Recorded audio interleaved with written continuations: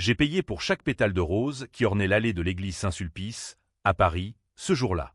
Ma fille, Élise, a pris ma photo en train de sourire timidement dans un coin sombre et l'a postée sur Instagram avec la légende « Interdit ». En un clic, elle m'a banni de son bonheur, comme un fantôme indésirable. Et moi, dans la fureur qui m'a submergé comme un raz-de-marée de la Seine, j'ai annulé tous les paiements, la lune de miel à Santorin, la robe de mariée en dentelle de Calais, les caviars et le champagne millésimé, laissant son rêve de princesse s'effondrer en ruine financière. Paris, cette ville des amours éternels et des trahisons fulgurantes, avait toujours été mon refuge et ma prison. Né dans le quartier du Marais, au milieu des hôtels particuliers aux façades haussmanniennes qui cachent tant de secrets, j'ai gravi les échelons d'une vie impitoyable. Banquier chez BNP Paribas pendant 20 ans, j'ai amassé une fortune forgée dans les ombres des fusions-acquisitions, ces danses macabres où l'on dévore les âmes pour survivre. Mais rien ne m'avait préparé à la lame qui s'est enfoncée dans mon cœur ce matin de juin 2025, alors que les cloches de Notre-Dame sonnaient encore l'écho de mes illusions perdues. Tout a commencé bien avant ce mariage maudit. Élise, ma seule enfant, née d'un amour fugace avec une femme qui m'a quitté pour un artiste maudit, typique des années 90 à Montmartre, où les cœurs se brisent comme du verre filé. J'ai élevé Élise seule, dans notre appartement haussmannien du 7e arrondissement, face à la tour Eiffel qui scintille la nuit comme une promesse mensongère. J'ai sacrifié tout pour elle. Les nuits blanches à négocier des contrats à Bruxelles, les dimanches volés à la famille pour des voyages d'affaires à Genève. Elle était ma lumière, ma raison de ne pas sombrer dans le cynisme qui ronge les hommes comme moi. Pourtant, les fissures étaient là, invisibles comme les veines de marbre dans les colonnes du Louvre. À 16 ans, Élise a découvert le secret que j'avais enterré plus profondément que les catacombes. En 2002, lors d'un scandale financier chez ma banque, j'ai pris la faute pour un collègue, mon mentor, Henri Duval. Il avait détourné des fonds pour financer son vice, le jeu, à Deauville, où les roulettes avalent les fortunes comme des abysses. J'ai avoué le crime à sa place, passé 6 mois en détention provisoire à Fresnes, une geôle qui pue la défaite et les regrets. Henri a été promu, et moi, j'ai émergé avec une réputation tachée, mais une loyauté intacte. J'ai juré de ne jamais le regretter. C'était pour protéger un homme qui m'avait tout appris. Élise, en fouillant dans mes vieux dossiers, a pleuré des nuits entières. « Papa, pourquoi as-tu fait ça? Tu es innocent. » m'a-t-elle hurlé un soir d'hiver, sous la pluie battante du boulevard Saint-Germain. Je lui ai menti, bien sûr, une version édulcorée où Henri était un père de famille désespéré. Elle m'a pardonné, ou du moins l'ai-je cru. Les années ont passé. Elle a étudié la mode à l'école Dupéré, dans le 9e, rêvant de robes qui dansent comme les feuilles mortes dans les Tuileries. J'ai financé ses caprices, les stages à Milan, les soirées au Crazy Horse où elle s'enivrait de champagne et de faux-semblants. Puis est arrivé Lucas, son fiancé. Un golden boy de 30 ans, trader chez Société Générale, avec un sourire carnassier et des yeux qui calculent comme des algorithmes. Ils se sont rencontrés à une soirée au Fouquet-S, sous les lumières tamisées de l'avenue des Champs-Élysées. Lucas m'a serré la main comme un serpent qui sonde sa proie. Je l'ai détesté instantanément. Mais Élise rayonnait, et pour elle, j'ai ouvert mon portefeuille. L'alliance en or massif de chez Cartier, le traiteur pour le vin d'honneur, même le photographe qui immortaliserait leur jour parfait. Les mois précédant le mariage ont été un tourbillon de tensions. Élise changeait, devenait distante, ses appels sporadiques comme des averses printanières. « Papa, Lucas dit que tu es trop possessif », m'a-t-elle lancé un jour au téléphone, depuis leur loft à Bastille. Possessif? J'avais seulement voulu rencontrer Lucas plus souvent, sonder ses intentions. Il esquivait, prétextant des deadlines à la bourse. Et puis, il y avait ces murmures, des amis communs qui parlaient d'une dette qu'Élise aurait contractée pour ses études, un prêt que Lucas avait refinancé avec des intérêts usuraires. Je l'ai ignoré. L'amour rend aveugle, même les pères. Le jour J arriva, un samedi ensoleillé où Paris s'habillait de blanc et d'or. J'avais réservé la suite impériale au Ritz pour les préparatifs, payé d'avance 50 000 €. Élise, radieuse dans sa robe signée Ilisap, m'avait envoyé une photo. « Merci papa, tu es le meilleur. » Mon cœur gonflé, je me suis rendu à l'église en taxi, un bouquet de lys à la main, ses fleurs préférées, cueillies à Rungis à l'aube. Mais au lieu d'un accueil chaleureux, j'ai trouvé les portes closes pour moi. Un cousin, mal à l'aise, m'a glissé. Élise a dit que tu ne venais pas. Mon sang s'est glacé. J'ai attendu dehors, sous le porche gothique, observant les invités défiler, la bourgeoisie du 16e, avec leurs tailleurs Chanel et leurs airs supérieurs. Puis, mon téléphone a vibré. Une notification Instagram, la story d'Élise. Ma photo, prise à la dérobée lors d'un dîner familial l'an dernier, avec cette légende en rouge sans « interdit ». Dessous, un emoji de cadenas. Les commentaires affluaient « WTF Élise ». ton père est un ange. Mais aussi des cœurs brisés et des émojis de feu. Le choc m'a cloué sur place. Interdit? Moi, qui avais tout donné. Les cloches ont sonné, et j'ai vu Lucas l'embrasser à l'intérieur, à travers les vitraux. Quelque chose a craqué en moi, un barrage séculaire comme ceux de la Loire. J'ai ouvert l'app de ma banque, doigts tremblants. Un par un, j'ai annulé les virements. Le solde pour le traiteur, 15 000 €, l'hôtel à Santorin, 30 000, les fleurs, les musiciens, tout. En 10 minutes, 200 000 € évaporés. J'ai bloqué ces cartes, fermé le compte joint que j'avais ouvert pour les imprévus du mariage. Puis, j'ai posté ma propre story, une capture d'écran des annulations, avec « Amour avec modération ». Le chaos a éclaté comme une émeute place de la République. Les invités ont vu les serveurs quitter en trombe, les fleurs fanées sans être livrées. Élise, au milieu de l'allée, a hurlé mon nom dans le vide. Lucas, livide, a essayé d'appeler, j'ai laissé sonner. La presse people a sauté sur l'affaire, drame au mariage chic, le père vengeur frappe. Les réseaux ont explosé, divisant le monde en deux camps. Ceux qui me traitaient de monstre tyrannique et ceux qui acclamaient ma revanche comme une justice poétique. Mais ce n'était que le début. Car derrière cette humiliation publique se cachait un gouffre plus sombre, un secret que ni Élise ni Lucas ne soupçonnaient encore. Henri Duval, mon mentor sauvé jadis, n'était plus seulement un fantôme du passé. Il était le père de Lucas, et il tirait les ficelles depuis l'ombre, comme un marionnettiste dans un théâtre de Guignol. La nuit qui suivit fut un cauchemar éveillé, imprégné de l'odeur âcre du vin renversé et des regrets qui pourrissent comme des croissants oubliés. J'ai erré le long de la Seine, les quais humides reflétant les lumières des ponts comme des larmes de mercure. Mon téléphone vibrait sans relâche. Message d'Élise, d'abord suppliant « Papa, qu'est-ce que tu as fait? Reviens !» Puis accusateur « Tu es un salaud, tu ruines tout. » Lucas, en fond, tempêtait « Vous paierez pour ça, vieux. » J'ai tout effacé, bloqué les numéros, et me suis réfugié dans un bistrot anonyme du quartier latin, où les murs suintent l'absinthe et les confidences avinées. Le patron, un vieux basque au tablier taché, m'a servi un pastis sans un mot. Les familles, c'est pire que la guerre d'Espagne, a-t-il grommelé en essuyant un verre. J'ai ri, un rire amer qui sonnait faux comme une contrefaçon de Rolex. Guerre? C'en était une, en effet, une guerre intime, où les balles sont des mots et les tranchées des silences accumulés. J'ai repensé à ma propre enfance, orpheline de père, élevée par une mère blanchisseuse dans les ruelles de Belleville. Elle m'avait appris la résilience. À Paris, on survit ou on crève, mon fils. J'avais survécu, bâti un empire sur des ruines, mais Élise était ma faiblesse, le talon d'Achille que j'avais ignoré. Au petit matin, alors que le soleil se levait sur les toits de zinc, j'ai reçu un appel inattendu. Henri Duval. Sa voix, rauque comme du gravier sous les semelles, a traversé la ligne. « Antoine, qu'as-tu fait ?» Lucas est effondré. « Viens à la maison, au 16e. On parle. » J'ai hésité, mais la curiosité ou la bêtise l'a emporté. Son hôtel particulier, rue de Passy, était un bastion de l'opulence discrète. Portail en fer forgé, jardin suspendu où les rosiers grimpaient comme des serpents. Henri m'a accueilli en robe de chambre de soie, un verre de cognac à la main. À 70 ans, il n'avait pas changé, cheveux blancs impeccables, yeux de prédateur qui évaluent encore les proies. « Assieds-toi, fiston », a-t-il dit, utilisant ce surnom qui me hérissait depuis 30 ans. Le salon empestait le tabac cubain et les mensonges. Il a versé un ballon pour moi, et nous avons trinqué à l'ancienne amitié. Puis, il a lâché la bombe. Élise et Lucas savaient pour le scandale. C'est moi qui le leur ai dit. Pour leur protection. Mon verre s'est figé à mi-chemin de mes lèvres. Protection? Contre quoi? Henri a souri, ce sourire qui avait scellé mon destin en 2002. Tu as pris pour moi, Antoine. Mais le monde a tourné. Lucas est mon fils, et Élise. Elle mérite mieux qu'un père qui porte des chaînes invisibles. La révélation m'a frappé comme un coup de pied de mule camarguaise. Élise savait? Depuis quand? Henri a poursuivi, imperturbable, il y a 6 mois, lors d'un dîner chez nous. Elle a pleuré, m'a supplié de t'aider à te libérer. J'ai refusé, la vérité détruit, n'est-ce pas? Mais Lucas, il a vu une opportunité.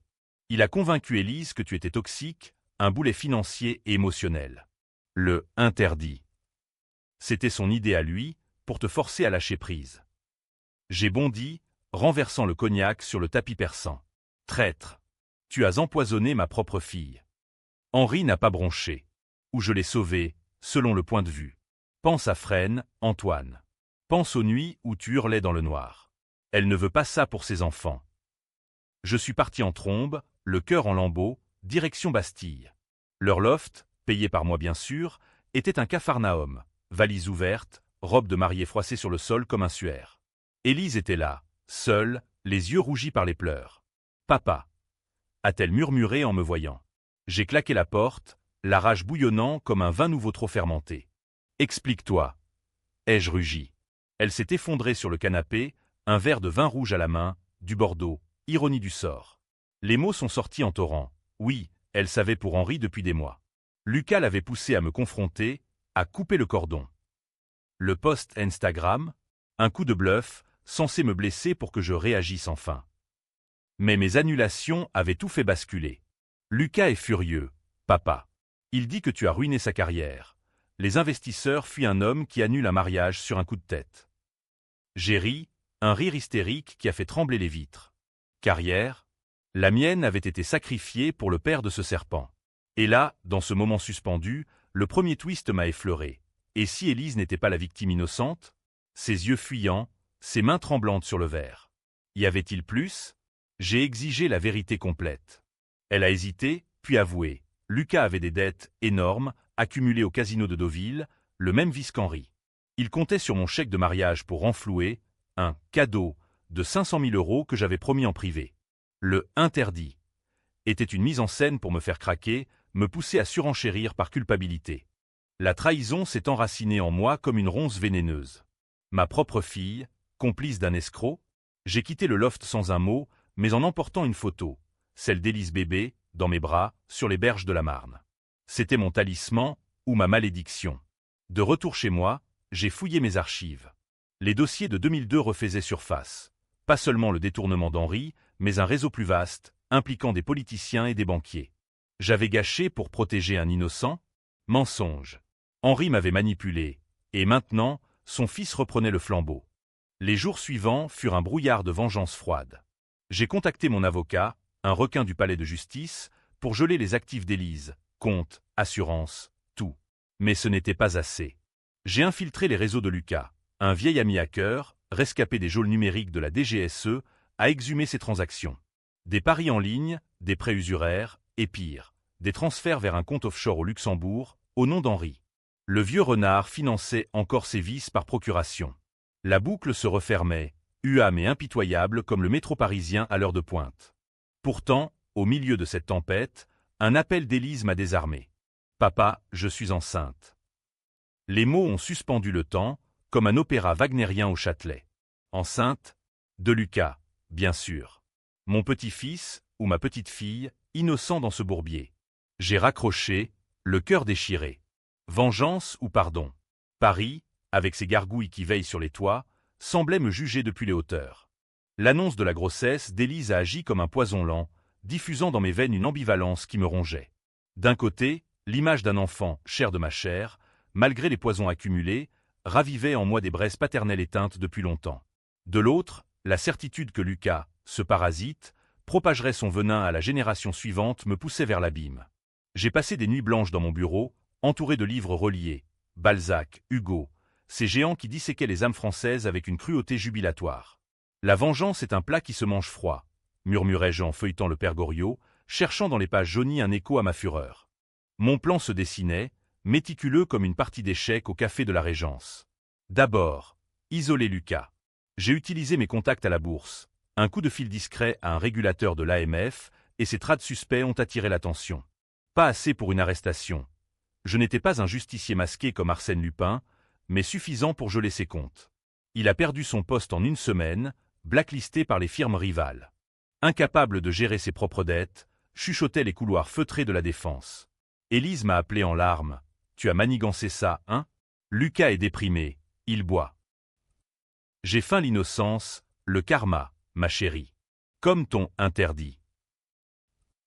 Mais la vraie lame était pour Henri. J'ai exhumé les preuves de 2002, disques durs oubliés dans un coffre à la Banque de France, témoignages de collègues brisés par le scandale. Henri avait non seulement détourné, mais blanchi via des fondations caritatives fictives. Un comble pour un homme qui se targuait de philanthropie, finançant des galas au profit des SDF de la rue des Francs-Bourgeois. J'ai tout envoyé anonymement à un journaliste du Canard enchaîné, ce torchon satirique qui adore écorcher les puissants. L'article est sorti un mardi, titré « Le fantôme de Deauville, Henri Duval, le banquier qui jouait avec le feu ». Le choc a été titanesque. Henri, terrassé par un infarctus, atterrit à l'hôpital américain de Neuilly. Lucas, fou de rage, m'a confronté dans un café du Marais, sous la pluie fine d'octobre. « Vous avez tué mon père, vieux schnock !» a-t-il craché, son visage déformé par la haine. J'ai siroté mon espresso, calme comme la Joconde.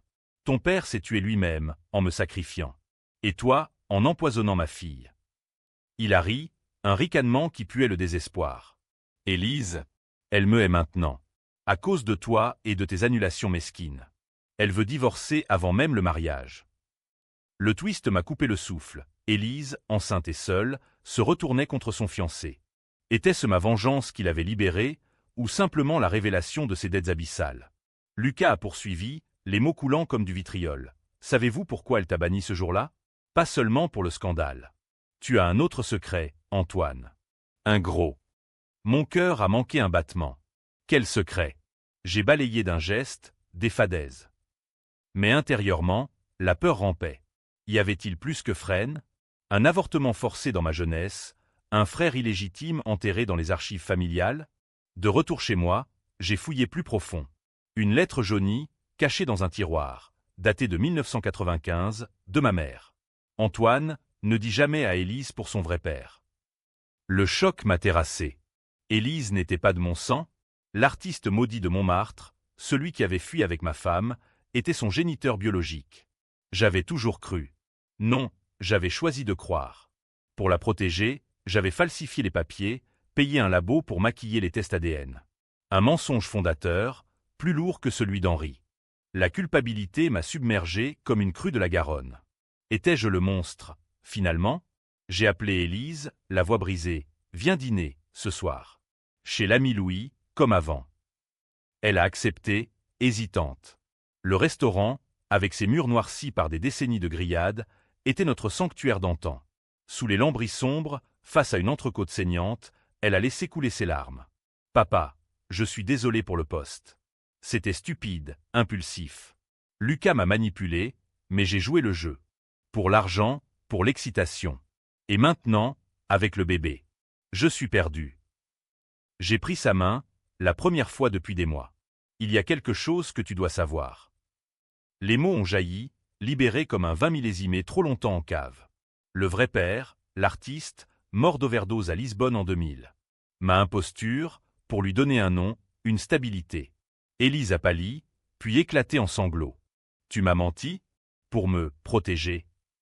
Comme avec Henri, la dispute a fait trembler les couverts. Elle m'a accusé d'être un tyran, un menteur pathologique.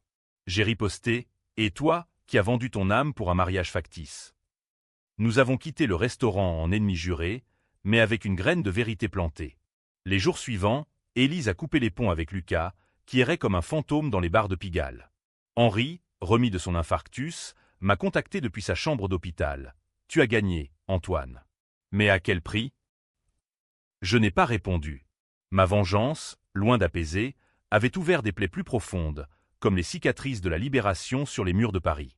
Pourtant, le vrai chaos se profilait. Élise, dans un geste désespéré, a décidé d'avorter.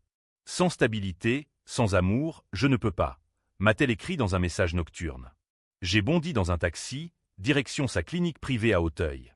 Arrivé trop tard, l'intervention avait eu lieu. Elle gisait, pâle comme un fantôme de la comédie française, me fusillant du regard. C'est ta faute, papa. Tes mensonges, ta soif de contrôle. Tu as tué mon enfant avant même qu'il naisse. La phrase m'a transpercé. Étais-je le coupable ultime?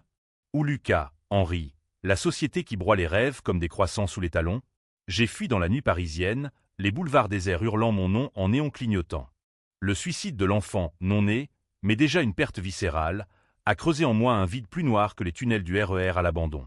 J'ai sombré dans une léthargie fiévreuse, confiné dans mon appartement du 7e, où les rideaux tirés laissaient filtrer la lumière comme des reproches muets. Paris, dehors, continuait sa valse impitoyable. Les touristes affluant aux terrasses des cafés, ignorant les drames qui se nouent dans l'ombre des haies de châtaigniers. Moi, j'errais en pyjama, hanté par les échos d'Élise, tu as tué mon enfant. Était-ce vrai? Ma vengeance avait-elle enfanté ce vide? Un matin brumeux de novembre, un colis est arrivé, anonyme, posté de Bruxelles. À l'intérieur, un dossier jauni, scellé d'un ruban rouge comme du sang caillé. Des documents bancaires, des emails interceptés, et une lettre manuscrite. Antoine, le cycle se referme. Lis et agis. Ton vieil ami, H. Henri. Malgré son infarctus, le renard n'avait pas abdiqué. J'ai dévoré les pages, le cœur battant. Preuves irréfutables. Lucas n'était pas seulement endetté. Il avait monté une arnaque pyramidale, impliquant des investisseurs naïfs du tout Paris. Et Élise, complice passive, signataire de faux contrats pour « tester les eaux », comme elle l'appelait dans un mail laconique. La trahison s'approfondissait, couche après couche, comme les strates archéologiques sous la Sorbonne. Élise, ma douce Élise, avait trempé dans l'escroquerie pour financer son rêve de maison en Normandie, un havre loin de la pollution des mensonges familiaux. Lucas l'avait enrôlé avec des promesses de luxe, croisière sur la Méditerranée, école privée pour leurs futurs enfants. Le « interdit » n'était plus un caprice, c'était le signal d'un chantage sophistiqué pour me forcer à injecter plus d'argent, sous peine de scandale public. La rage m'a ranimé, plus aiguisé qu'un guillotin. J'ai convoqué mon hacker. Tout. Adresse IP, transfert, complice. En 48 heures, j'avais un tableau complet. Un réseau tentaculaire, avec Henri en toile d'araignée centrale, recyclant ses vieux tours de 2002. J'ai souri pour la première fois depuis des semaines. Un sourire carnassier, digne d'un Zola disséquant la bourse. La contre-attaque serait chirurgicale. Pas de violence brute, mais une exposition méthodique, comme un procès à la cour d'assises. D'abord, Élise. Je l'ai invitée à Versailles, dans les jardins où Louis XIV avait dansé sa propre tyrannie. Sous les bosquets taillés, face à la fontaine de la Tonne, elle est arrivée, frêle dans un manteau de laine, les yeux cernés par l'insomnie post-opératoire. « Papa, pourquoi ici ?» a-t-elle demandé, la voix chevrotante. J'ai sorti le dossier, pages claquant comme des gifles. « Lis. » Elle a blêmi, les feuilles tremblant dans ses mains. « Ce n'est pas ce que tu crois. Lucas m'a forcé. » A-t-elle plaidé, larmes aux yeux. Forcé? Les emails disaient le contraire. « Chérie, j'ai signé. Pour nous. » La confrontation a viré au drame lyrique, digne d'une pièce de Racine. Elle m'a accusé d'avoir créé ce monstre en moi. Tes mensonges m'ont appris à mentir. Le père illégitime, freine. J'ai voulu être libre, papa. J'ai riposté, la voix dure comme le marbre des allées. Libre? En volant ton propre père? En tuant ton enfant pour un rêve vicié? Elle s'est effondrée à genoux, sanglotant sur l'herbe humide. Pour la première fois, j'ai vu la petite fille d'autrefois, pas la femme brisée. Pitié? Non. Justice. Tu as jusqu'à demain pour tout avouer à la police. Ou je le fais moi-même. Elle est partie en titubant, et j'ai su que le point de non-retour était franchi. Ce soir-là, Lucas a débarqué chez moi, ivre et armé d'une bouteille cassée. Un geste pathétique, comme un duel au clair de lune sur les toits de Montmartre. Duval envoie ses salutations, a-t-il grogné, brandissant le tesson. J'ai esquivé, les plaqué au sol avec une force née du désespoir. Ton père est fini, gamin. Et toi avec. Il a ri, du sang coulant de sa lèvre fendue. Fini? Élise porte mon enfant, où la porter? Elle reviendra. Les femmes comme elle aime les mauvais garçons. Le coup de grâce. J'ai révélé le secret ultime, celui que même Henri ignorait. En 2002, lors de ma détention à Fresnes, j'avais découvert que l'artiste, le vrai père d'Élise, n'était pas mort d'overdose. Il avait été assassiné par Henri lors d'une dette de jeu impayée à Deauville. J'avais étouffé l'affaire pour protéger Élise naissante d'un scandale qui l'aurait orpheline 2 fois. Lucas a blêmi, prouve-le. J'ai sorti une photo, le corps méconnaissable, rapport d'autopsie falsifié. Demande à ton père. S'il ose répondre. Il est parti, brisé, et j'ai appelé les flics. Pas pour l'agression, pour l'arnaque. L'aube se levait sur la tour Eiffel quand les menottes ont cliqueté autour des poignets de Lucas, emmené menottes au poignet vers le commissariat du 7e. Élise a suivi, volontairement, témoignage à charge contre son ex. Le journal télévisé du soir titrait « Affaire Duval, le banquier et son fils dans la tourmente ». Mais la victoire avait un goût de cendre. Élise, en cellule provisoire, m'a envoyé une lettre « Je te hais, mais merci », pour m'avoir forcé à voir la vérité. Haine ou gratitude? Les frontières s'effaçaient, comme les brumes sur la Loire. L'arrestation de Lucas et la reddition d'Élise ont déchaîné une tempête médiatique qui a balayé Paris comme un Mistral provençal. Les tabloïds, du Parisien à Voici, se délectaient du scandale, le mariage avorté qui a fait tomber un empire. Henri, terrassé une seconde fois, a fait un AVC massif. Les journaux annonçaient son coma irréversible à l'hôpital de la Pitié-Salpêtrière. Moi, j'étais le paria glorifié, interviewé par des reporters avides sous les arcades de la rue de Rivoli. « Monsieur, est-ce de la vengeance ou de la justice ?» demandait-il. Je haussais les épaules. À Paris, c'est la même chose. Pourtant, intérieurement, le doute rongeait comme l'acide sur du cuir de Cordoue. Étais-je un justicier ou un bourreau? Les nuits, je revivais le visage d'Élise en larmes à Versailles, ses aveux hachés comme un monologue de Phèdre. Elle avait plaidé coupable pour complicité, écopant de 6 mois avec sursis, une tape sur les doigts, grâce à mes avocats. Libérée, elle avait fui Paris pour la Bretagne, louant une masure près de Quiberon, où les vagues atlantiques fouettent les falaises comme des regrets inassouvis. Ses messages étaient sporadiques, le bébé me manque. Toi aussi, parfois. J'ai décidé de la confronter une dernière fois. Un train TGV m'a emporté vers Rennes, puis une location de voiture brinque-ballante vers la côte sauvage. Quiberon, avec ses forts Vauban et ses dunes éphémères, était un exil poétique, loin des intrigues haussmanniennes. Élise m'attendait sur la plage, emmitouflée dans un châle de laine, le vent salé emmêlant ses cheveux. « Papa » a-t-elle dit simplement, sans haine ni chaleur. Nous avons marché en silence, les crabes fuyant sous nos pas comme des secrets enfuis. « Pourquoi, Élise » ai-je enfin demandé, la voix emportée par les mouettes. Elle s'est arrêtée, face à l'horizon gris. Pour être quelqu'un d'autre. Pas la fille du menteur, pas la pupille d'un fantôme. Lucas promettait ça, une vie sans chaîne. J'ai hoché la tête, comprenant enfin. Mon mensonge originel, le père falsifié, l'avait marqué au fer rouge. Et l'avortement? Ai-je murmuré, la gorge serrée. Elle a tourné le visage, larmes salées se mêlant à l'écume. Peur. De répéter tes erreurs, de porter un enfant dans un monde de dupes. Le dialogue s'est mué en confession mutuelle, un exorcisme sous le ciel bas. Elle m'a pardonné pour l'artiste, j'ai pardonné pour l'arnaque. Mais le pardon est fragile, comme la porcelaine de Limoges. Et Henri? A-t-elle demandé. J'ai raconté l'assassinat, les détails crus, le corps jeté dans une ruelle de Deauville, maquillé en overdose pour couvrir les dettes. Ses yeux se sont écarquillés. Tu l'as su à Fresnes? Et tu as tué? Silence. Oui, j'avais tué, par loyauté tordue. Pour te protéger. Toujours. De retour à Paris, j'ai visité Henri en soins intensifs. Son corps, branché à des machines qui bipaient comme des horloges funèbres, était une ruine. J'ai murmuré à son oreille, le cycle s'achève, mentor. Pour l'artiste, pour Fresnes, pour Élise. Pas de réponse, seulement le sifflement des respirateurs. Il est mort 2 jours plus tard, laissant un testament qui me léguait. Rien. Seulement une lettre. Tu as gagné, mais perdu ton âme. Bien joué, fiston. Le procès de Lucas a été un cirque, retransmis en direct depuis le tribunal de grande instance de Paris. Accusé de fraude aggravée, il a plaidé la naïveté, jetant Élise sous le bus, elle savait tout. Les avocats ont dansé leur tango, citation de loi en bandoulière comme des épées. J'ai témoigné, voix ferme, il a détruit ma famille pour un gain sordide.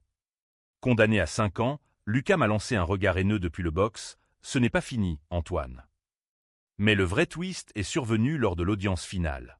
Un témoin surprise, un ancien complice d'Henri, un clochard repêché des bords de Seine. Il a juré sur la Bible, ou ce qu'il en restait, que l'assassinat de l'artiste n'était pas l'œuvre d'Henri seul. Moi, j'avais fourni l'alibi, par jalousie envers l'homme qui m'avait volé ma femme. Duval a frappé, mais c'est le mari cocu qui a tenu la porte, a-t-il craché. Le tribunal a retenti de murmures. Élise, au fond de la salle, s'est levée, livide. Papa? Le mensonge ultime révélé.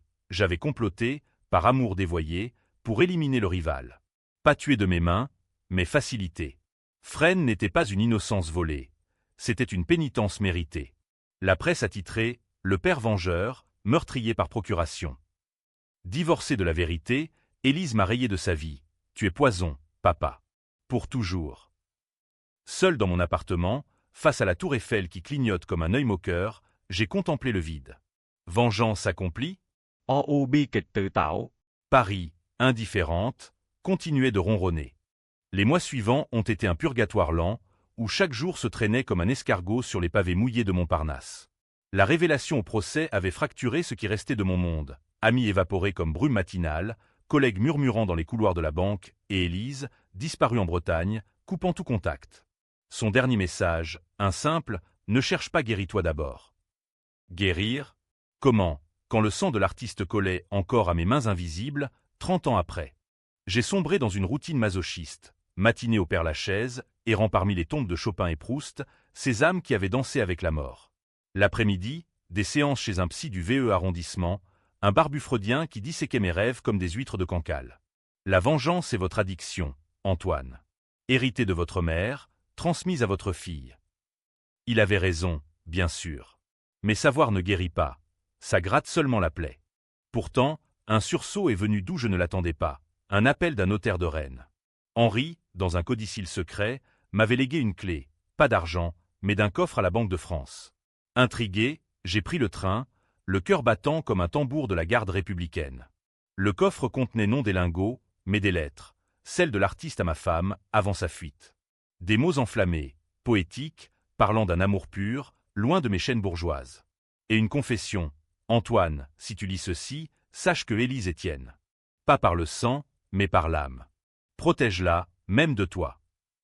Les larmes ont coulé, chaudes sur le métal froid. L'artiste savait, et pardonnait. J'ai brûlé les lettres dans un brasero, sur les quais de la Vilaine, observant les flammes danser comme des feux follets. Libéré? Pas tout à fait. Mais un poids s'était allégé. Le chaos final est survenu un soir de Noël, sous la neige rare qui saupoudre Paris comme du sucre glace. J'ai conduit jusqu'à Quiberon, les essuie-glaces luttant contre le givre. Élise vivait désormais dans une petite maison de pêcheur, ventre arrondi, non, illusion. Elle avait décidé de garder un second enfant, conçu dans l'urgence post-rupture, avec un local, un ostréiculteur bourru nommé Yann. Pour recommencer, sans poison, m'avait-elle écrit jadis.